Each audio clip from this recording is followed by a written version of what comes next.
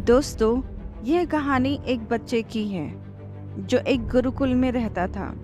उसके गुरुकुल में मेडिटेशन करने का रिवाज था। सभी बहुत अच्छे से मेडिटेशन करते थे। उन सभी में एक यही बच्चा था जिसे मेडिटेशन करने में बहुत ही दिक्कत होती थी। वो बिल्कुल भी फोकस नहीं कर पाता था, जिसके कारण वो बहुत ही गुस्से में रहता था। उसे ऐसे देखकर उसके गुरु ने पूछा कि तुम्हें एग्जैक्टली किस बात पर गुस्सा आता है। तो लड़के ने कहा, मैं जब भी मेडिटेशन करता हूँ कोई ना कोई बातें करता है। कभी तो कुत्ते, बिल्ली या किसी दूसरे जानवरों की आवाज आती रहती है। फिर गुरु ने कहा, तुम्हें अपने आसपास की चीजों पर गुस्सा आता है, जबकि मेडिटेशन का मतलब ही है गुस्से पर काबू करना। तुम्हें कोई ऐसा तरीका ढूंढना पड़ेगा जिससे कि तुम अपने आसपास की चीजों, जानवरों से डिस्टर्ब हुए बिना ही मेडिटेशन कर पाओ। फिर लड़का एक शांत जगह ढूंढने के लिए गुरुकुल से बाहर निकल गया। ढूंढते हुए उसे एक बहुत शांत नदी का किनारा मिला। उसने वहीं अपनी चादर बिछाई और मेडिटेशन करना शुरू कर दिया। उसे मेडिटेशन करते समय कभी हवा की आवाज, तो कभी पक्षियों की आवाज, कभी पत्तों की आवाज आने लगी, जिससे वो फोकस नहीं कर पा रहा था।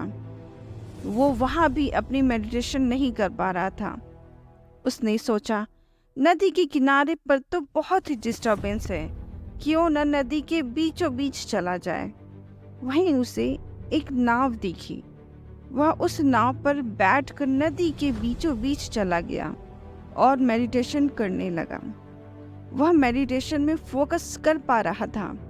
वह अब हर रोज नदी के बीचों बीच नाव पर ही मेडिटेशन करने लगा और अब वह खुश होने लगा, क्योंकि वहां उसे डिस्टर्ब करने वाला कोई भी नहीं था। एक दिन जब वह मेडिटेशन कर रहा था, उसे पानी में छपछपाने की आवाज आई। उसने अपनी आंखें खोली तो देखा एक जहाज उसकी ओर आ रही थी। वह बहुत गुस्सा हुआ। वह गुस्से में चिल्लाने लगा, अपनी नाव यहाँ से ले जाओ, अपनी नाव यहाँ से मोड़ लो। लेकिन वह जहाज मुड़ा नहीं और लड़के की नाव पर टक्कर मार दी। लड़के को बहुत गुस्सा आया। उसने जब उस बड़ी नाव में देखा तो उसमें कोई भी नहीं था। वो नाव तेज हवा और पानी के बहाव के साथ यहाँ आ गई थी। तो उस लड़के को अपने गुरु के प्रश्न याद आए कि तुम्हें एग्जैक्टली किस बात पर गुस्सा आता है। अब लड़के को समझ में आ गया कि असल में उसे गुस्सा दूसरे लोगों या सिचुएशन के कारण नहीं आ रहा, बल्कि गुस्से का कारण उसका रिएक्शन था। इसके बाद लड़का फिर से गुरुकुल में मेडिटेशन करने लगा, जहाँ पहले की तरह ही शोर था। अब उसने उस शोर को एक खाली नाव की तरह ट्रीट करने लगा। दोस्तों, यह कहानी हमें सिखाती है कि बिना आपकी मर्जी के कोई भी चीज़ आपको गुस्सा नहीं दिला सकती। अगर आपको गुस्सा आता भी है तो थोड़ी देर शांत रहें। स्टोरी कैसी लगी कमेंट करके ज़रूर बताएं।